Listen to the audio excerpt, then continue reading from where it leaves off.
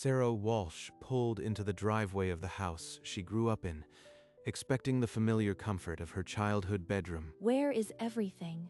The bed, the dresser, even Grandma's quilt. The room was stripped to the walls, not a single piece of furniture left. She stood frozen in the doorway, her mind refusing to process the betrayal. Downstairs, her mother Barbara sat at the kitchen table, a cup of tea in hand, as if nothing had happened. Mom, what happened to my room?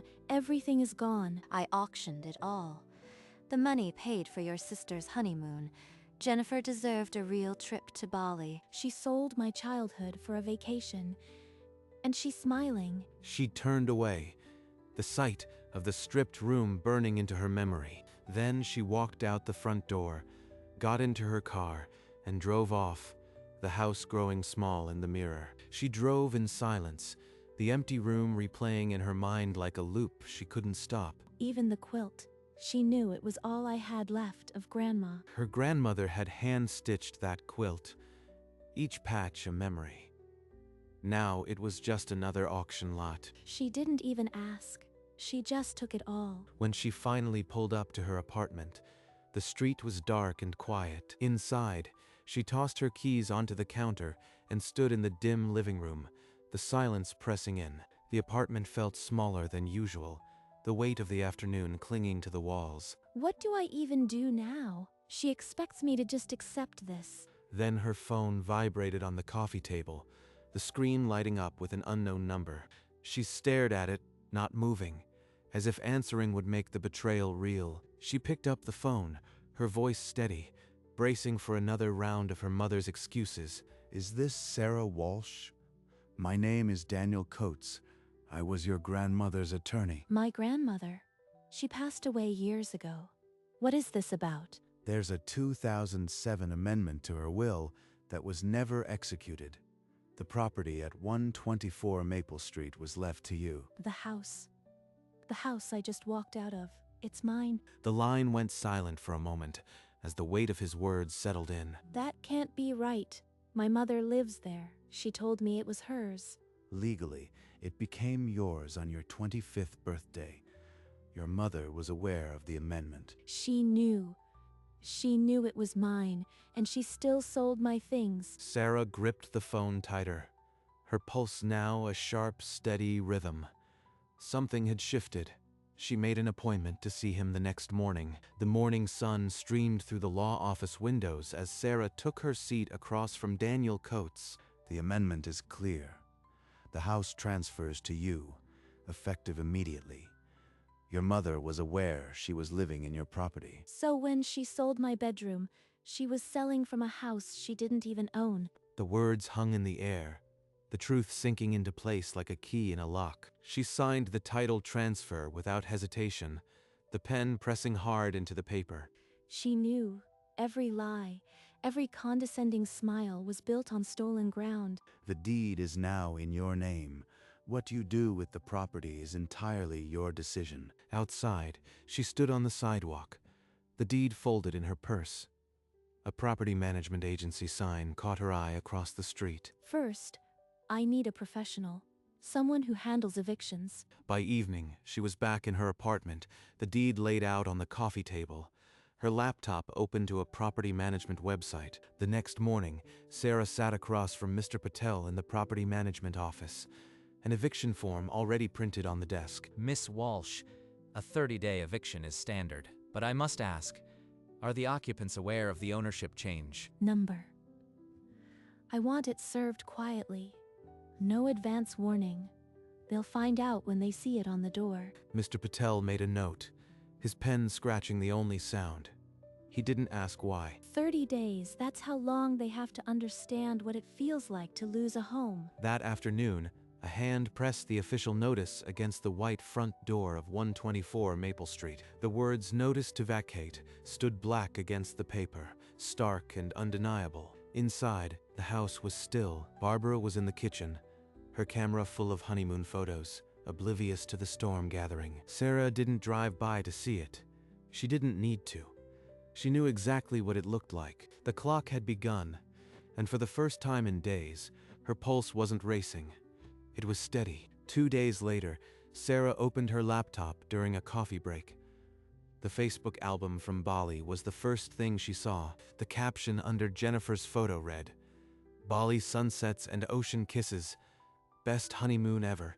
Thanks to my #1 supporter. Mom, you are my bestie." My furniture paid for their paradise, and they're calling it the best time ever. Then her phone rang. Barbara's name lit up the screen. Sarah, it's so good to hear your voice. I was just telling Jennifer you'd be so happy for her. The trip was magical. I am sure it was. Don't be like that. Come over for dinner when she's back. We'll laugh about all this one day. Laugh about it? Like they laughed when they sold my room? I might stop by. I have a lot of projects coming up. She hung up, her hand steady. 3 weeks left on the clock. A Saturday morning, 10 days before the eviction deadline, Barbara opened the front door to get the mail and froze. What is this? It can't be an eviction notice. The paper read, "Notice to vacate. You are hereby ordered to vacate the premises within 10 days. Jennifer, please pick up. There's an eviction notice on the door. Someone bought the house. She left 3 voicemails in a row, her voice climbing higher each time. Mom, calm down. What are you talking about?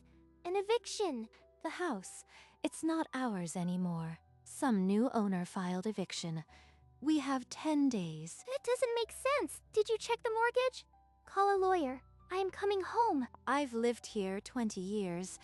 This house was supposed to be mine. She didn't know it yet, but the person who had taken her house was the same one whose bedroom she had emptied without a thought. Barbara grabbed the notice, fingers trembling, and dialed the attorney's number listed at the bottom. Coates and Associates.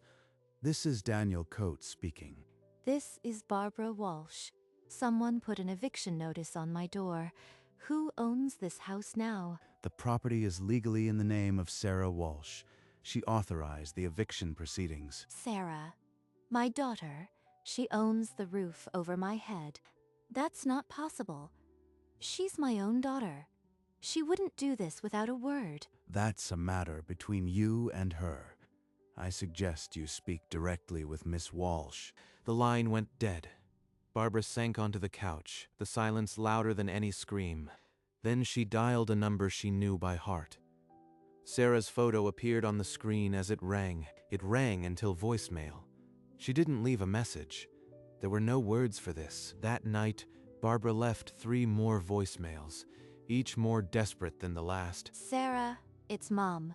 Please, I am begging you. We can work this out. You can't just throw us out. Sarah listened in her apartment, the phone on speaker, her expression unmoved. 10 days is a long time to understand what it feels like to lose everything. She deleted each message without saving them, then set the phone face down. The next afternoon, a taxi pulled up to the house.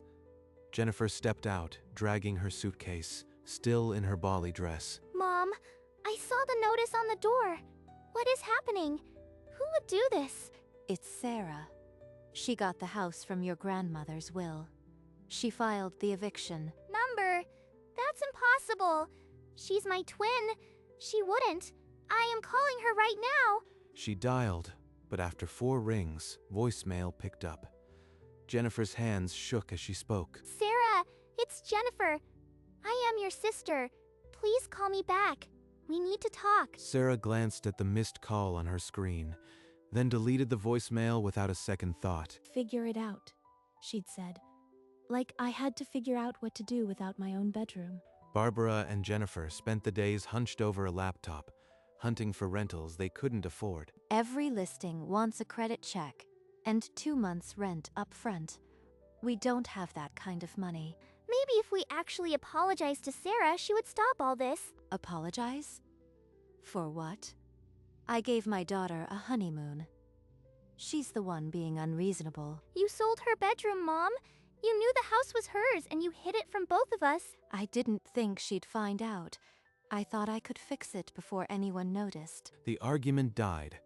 5 days left, no rental, no savings, no reply from Sarah. The night before eviction, Sarah's phone glowed in the dark of her apartment. A voicemail from Barbara waited on the screen. Sarah, it's Mom. I am begging you, please don't make us leave. We're family. We can work this out. I'll do anything. Sarah listened from the edge of her bed, the weight of it pressing down on her chest. For a moment, I heard not the woman who sold my room, but the mother I once wished she was. Then, unbidden, a memory surfaced. She was 16 again, in her grandmother's garden, the sun warm on her back. You deserve a home that's yours alone. Don't ever let anyone take that from you. Her grandmother's hands, covered in soil, had clasped hers tightly that day. I didn't understand then, but I do now. The doubt dissolved. Sarah opened her eyes, the voicemail still playing, and tapped delete. Tomorrow, the locks would change, and she would be free. On eviction morning, Sarah drove past 124 Maple Street, a banner hung across the porch. Welcome home from Bali, Jennifer. They're having a party, as if nothing is about to happen. She parked 2 blocks away, killed the engine, and watched through the windshield as guests arrived. Inside, the living room filled with laughter. Barbara moved through the crowd like a hostess, her smile tight but convincing. Jennifer had the most amazing time. The beaches were unreal. And the sunsets. Mom made it possible. She's my bestie. Sarah couldn't hear the words, but she saw the raised glasses and the easy laughter, and she understood. They auctioned my childhood, and they're toasting to it. The afternoon deepened. Party music spilled out the windows, but Sarah's eyes didn't leave the front door. Around 5, a sedan with municipal plates pulled up. 2 figures in suits stepped out. The knock on the door cut through the party noise, crisp and official. Barbara pulled the door open, her hostess' smile still in place until she saw the uniforms. Mrs. Walsh, I am Sheriff Myers. This is a court-ordered eviction. You have until sunset to vacate. The smile froze on Barbara's face. Behind her, the party chatter died. You can't do this. There must be a mistake. This house is mine. The order is signed and sealed. The legal owner is Sarah Walsh. All documents are on file. The name dropped like a stone into still water. Guests exchanged confused glances. Mom, what is he saying? Sarah did this on my welcome home party. Jennifer's face crumpled from shock to outrage as she stared at the order. The sheriff handed over the paper, unmoved. Failure to vacate by sunset would mean forced removal. From the doorway, Jennifer scanned the street, then froze. Her hand shot up, pointing past the sheriff. That's Sarah's car. She's watching us. Barbara shoved past the sheriff, her heels scraping the pavement as she ran toward the parked sedan. She slammed both hands on the hood, the metal ringing under her palms. Inside, Sarah didn't flinch. She stared through the windshield, her hands loose on the wheel. Sarah, please, come out and talk to me. I am your mother. She said mother, like it entitled her to forgiveness. Barbara's palms smeared the glass as she pounded again, her voice cracking into a sob. Sarah's gaze drifted to the rearview mirror, then back to the road ahead. She didn't blink. She didn't roll down the window. She didn't unlock the door. She simply waited, the engine still humming. Inside, Jennifer swayed, her face pale, then crumpled backward. Guests lunged to catch her before she hit the floor. That's the price of a Bali honeymoon. The price of taking what wasn't yours. She picked up her phone, typed quickly, and pressed send. Change the locks tonight. No more warnings. No more second chances. Sarah, don't you dare drive away. You can't just leave us like this. Sarah shifted into gear. The engine growled as she pulled away from the curb. In the rearview mirror, Barbara ran a few steps, then stopped, her silhouette fading against the party lights. The text to Daniel was the last official act. The locks would be changed, and after tonight, no Walsh would enter that house again. She didn't look back a second time. The road ahead was clear, and finally, the house behind her was only a house. They took a single room at the cheapest motel on Route 9, the neon sign humming over a cracked parking lot. Barbara carried 2 shopping bags of clothes. Jennifer dragged her honeymoon suitcase across the stained carpet. This is temporary. A few nights until we figure something out. Figure what out? We have no money, no house, and no family anymore. The silence that followed was thicker than the motel humidity. This is your fault. You knew the house was hers, and you still sold her things like it was nothing. I was trying to give you something special. I didn't think it would end like this. Give me something special? You took everything from me, from both of us. Barbara opened her mouth, then closed it. There was no defense. They slept in separate beds that night, a silent canyon of guilt between them. In the quiet of her apartment, Sarah set the deed on her counter, her grandmother's framed photo watching from the bookshelf. You would have never let them do it. You would have stood between me and that empty room. She opened a small box in the back of her closet and lifted out a folded square of fabric, the one corner of the quilt she had cut and kept years ago. The stitches were uneven in places, her grandmother's hand unsteady in her final months, but every thread held something none of them had ever taken. She told me once that a quilt doesn't keep you warm by existing. It keeps you warm because someone chose to wrap you in it. In the garden, her grandmother had wrapped the quilt around her shoulders and said, "Home is wherever you build it." I didn't evict them just for revenge.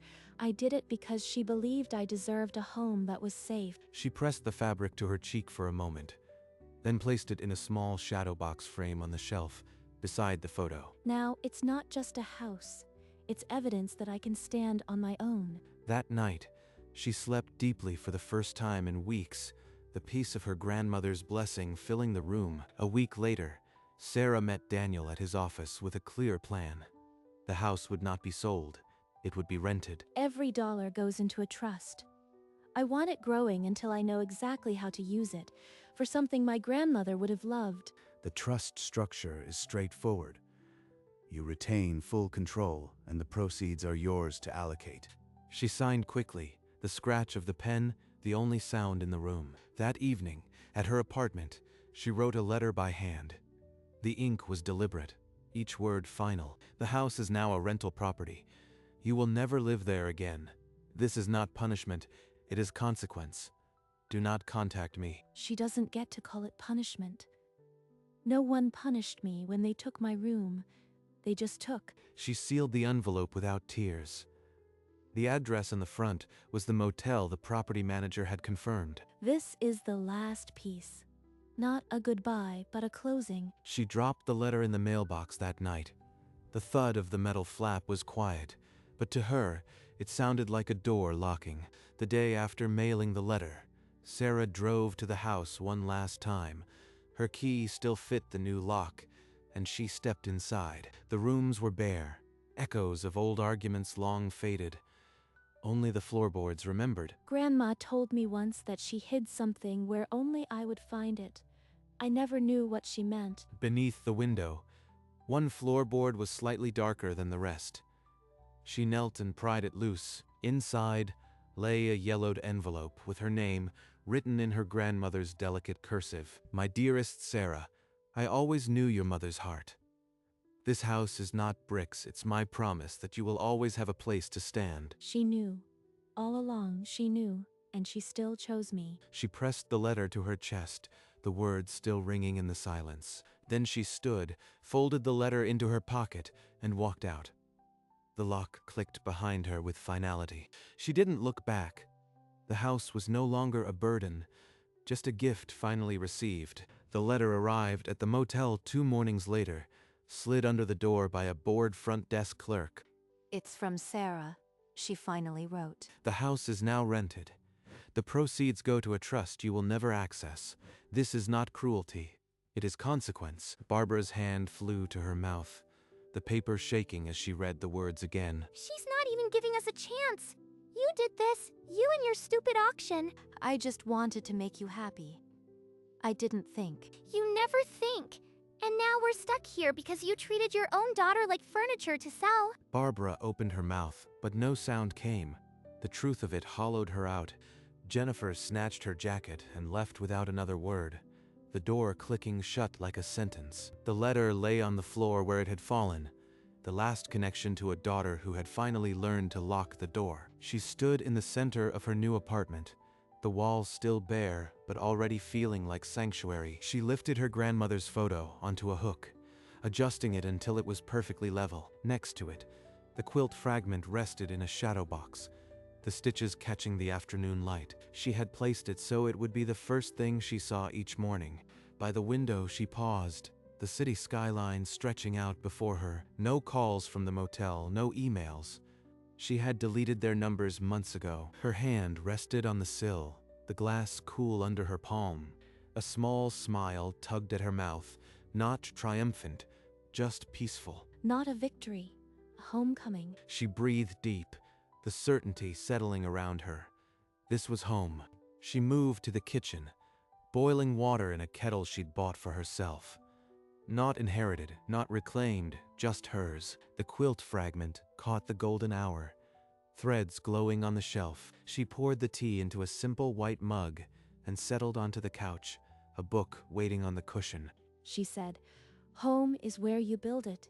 I finally understand." She opened the book, but her gaze lingered a moment longer on the photo. Outside, the city lights began to flicker on, windows glowing across the skyline. The apartment was quiet, but it wasn't empty.